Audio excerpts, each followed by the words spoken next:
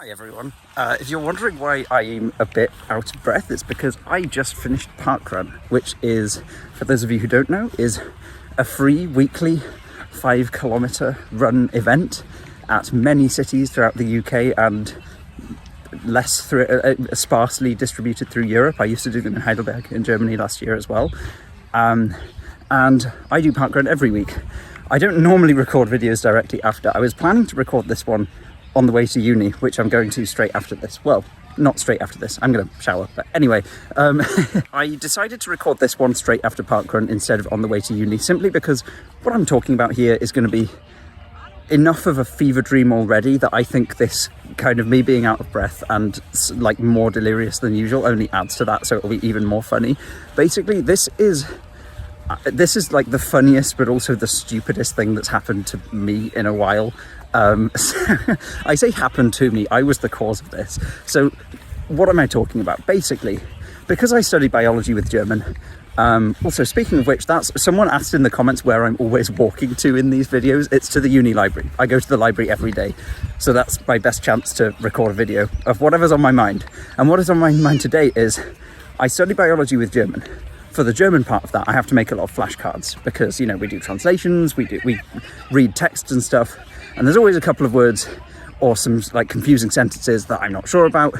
I find out what they mean, I make a flashcard, so, you know, learn from your mistakes. That's, you know, core part of education. Anyway, one principle that I live by, in biology as well, but especially in German, is like, if I can make my flashcards funnier in whatever way, I do. For two reasons.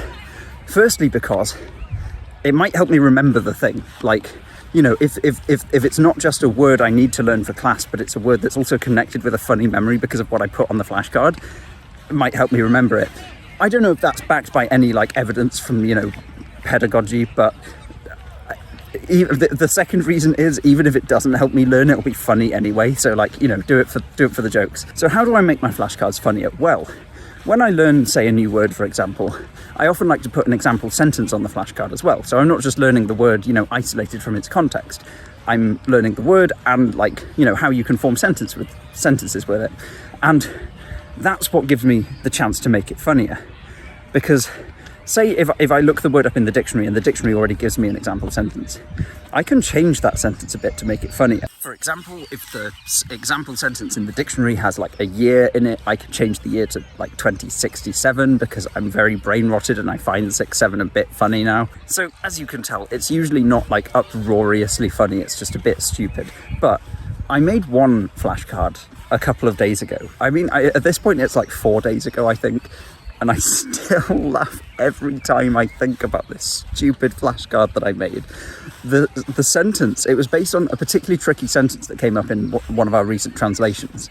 And the original sentence was something like, Mr. Schmidt, the professor for the sociology of technology at Beuth University in Berlin, something like that, but in German.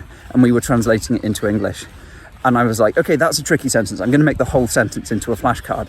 But according to my, you know, my principal, I'm going to change his name and I'm going to change the name of the university to something that I know will make future me laugh. So for the name of the professor, I picked Bernd das Brot, who is like German's children's TV show character from like 20 years ago, and he's literally a loaf of bread who's like really depressed all the time. That's, you know, Bernd das Brot is a fever dream in and of himself. I could make a whole video just about that, but save that for another time. The thing that really gets me is the name of the university that I picked. And to fully encapsulate, you know, the effect this had on me at the time, to tell you the story properly, I have to, like, describe what was going on in my brain at the time. There was, like, because this was, like, late in the evening, I was very tired. I was a bit delirious. And I feel like one half of my brain was sort of working faster than the other.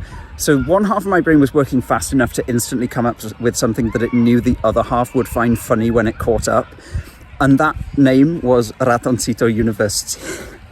I still can't even say it out loud without laughing. It's so stupid. So this part of my brain was like, oh yeah, obviously that's what we're obsessed with right now. Let's pick Ratoncito University. And then the left half of my brain caught up and was like, that's really funny. and I almost burst out laughing in the library, but the library was really full of people but also really quiet, so I didn't want to burst out laughing. I literally had to walk out of the library and go to the stairs to laugh. Like I was walking out like with my head down, muttering to myself like, I need to get out of here, so I can laugh. It's so stupid. I just thought you might enjoy that story. Bernd das Brot, der Professor für Soziologie der Technik an der Universität Ratoncito.